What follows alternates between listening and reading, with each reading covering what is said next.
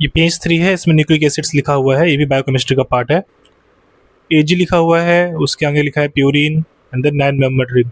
सो A G का मतलब है एडेनिन गुआनिन, और ये इनमें प्यूरिन स्ट्रक्चर होता है, और प्यूरिन भी स्ट्रक्चर क्या होता है, 9 मेंबर्ड रिंग का एक स्ट्रक्चर होता है, ये पता होना चाहिए। देन देयर इज सीओटी, मतलब साइटोसिन यूरेसिल थायमिन। सो इसमें पिरिमिडिन स्ट्रक्चर पाया जाता है जो कि 6 मेंबर्ड रिंग होता है। तो पिरिमिडिन और प्यूरिन में ये डिफरेंस है थोड़ा सा, कि ये 9 मेंबर्ड रिंग है और ये 6 मेंबर्ड रिंग है। कट टू दैट, यहाँ पे लिखा हुआ है न्यूक्लियोसाइड्स एंड न्यूक्लियोटाइड्स।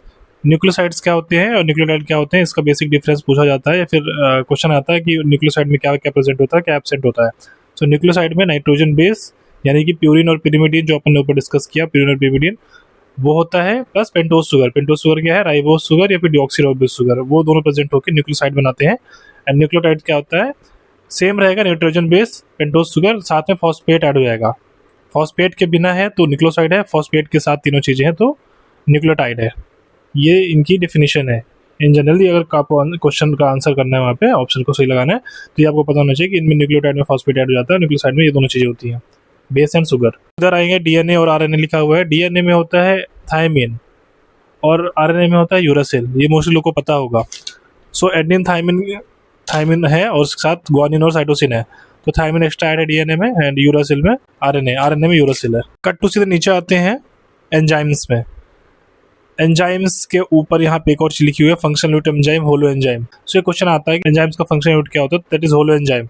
अब यहाँ कोने में लिखा है होलो एंजाइम और यहाँ पे लिखा है एपो एंजाइम। तो एपो एंजाइम क्या होता है, इनएक्टिव फॉर्म होता है, और होलो एंजाइम एक्टिव फॉर्म होता है। सो ये बेसिक चीज पूछी जाती है, so you should remember this.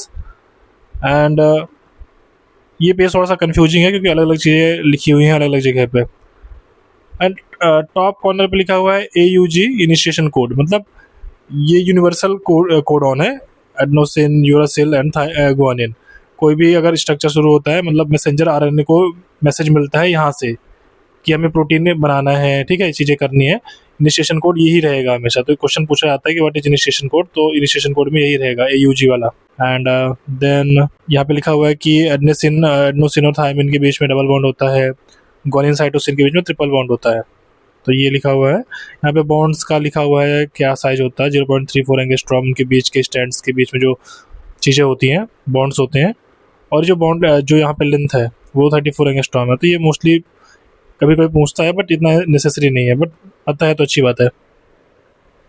DNA stands milk के बने होते हैं हाइड्रोजन बॉन्ड से, ये भी लिखा हुआ है यहाँ पे। देन यहाँ पे एंजाइम्स के बारे में लिखा हुआ है कुछ, जैसे कि SGOT, SGPT कुछ भी है, अगर ये बड़ा होता है तो लिवर डिसीज को डायग्नोज करते हैं, ठीक है, तो उसके डायग्नोसिस में काम आता है enzyme. Asparaginase enzyme acute lymphoblastic leukaemia के लिए यूज होता है, ठीक है, डायग्नोज करने के लिए। यूरोकाइनेज और स्ट्रेप्टोकाइनेज जो है इंट्रावेस्कुलर क्लॉट्स को लाइज करने के लिए, ब्रेक डाउन करने के लिए यूज होते हैं। ये स्ट्रेप्टोकाइनेज करके जो एंजाइम होता है, यूरोकाइनेज भी होता है जो। एंड व्हाट इज पपायन, पपायन का एक एंटी इन्फ्लामेटरी चीज़ है, इसका मॉलिक्यूलर वेट होता है 23,000 डाल्टन। ये क्वेश्चन पूछे गए हैं इसलिए मैंने यहाँ पे लिखा हुआ है।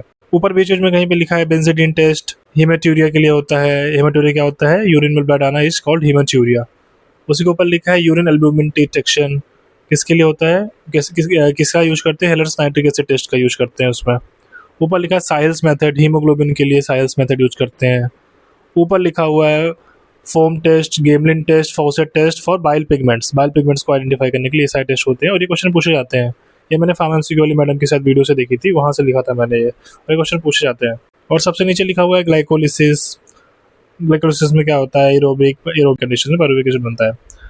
और नॉर्मल कोलेस्ट्रॉल की रेंज लिखी हुई है 150 to 200 mg per DL decilitre, that is normal glucose level 70 to 100 mg per DL होता है, ठीक है, एम्प्टी स्टमक। एंड ग्लाइकोसूरिया क्या है, 160 to 170 mg पर DL आपका ब्लड ग्लूकोज लेवल है, दैट इज ग्लाइकोसूरिया, मतलब यूरिन में ग्लूकोज आना शुरू हो जाता है, शुगर आना शुरू हो जाता है, दैट इज ग्लाइकोसूरिया वाली कंडीशन है, ठीक है।